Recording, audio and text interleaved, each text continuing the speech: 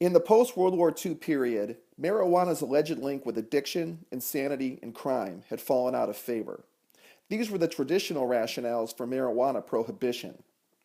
Instead, a new rationale was adopted: marijuana as a gateway drug to cocaine, morphine, and heroin. Based upon this new rationale, Congress passed the Boggs Act in 1951. This act criminalized marijuana possession. Under the Boggs Act, a first offense was punishable by 2 to 5 years in prison. A second offense was punishable by 5 to 10 years. A third offense by 10 to 20 years. Each offense carried up to a $20,000 fine.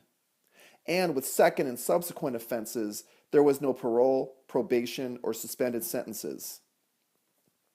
As with the Uniform Act during the mid-1930s, the Women's Christian Temperance Union, the General Federation of Women's Clubs, and the National Congress of Parents and Teachers lobbied for the Boggs Act. Anslinger's army had returned. The Boggs Act and its legislative history, including floor statements and committee testimony and exhibits, enshrined the marijuana as gateway drug theory into public policy. By the 1950s, the social consensus was that marijuana was a gateway drug.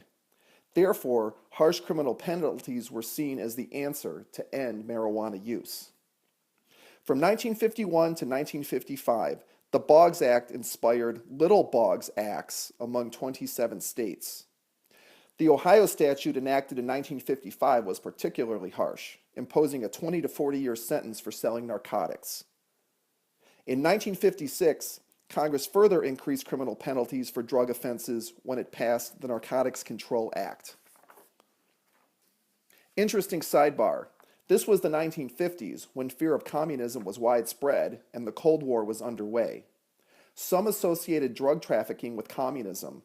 For example, in 1951, the chief of the Los Angeles Police Department claimed that communist agents were importing marijuana and other drugs into the United States in an attempt to corrupt American youth.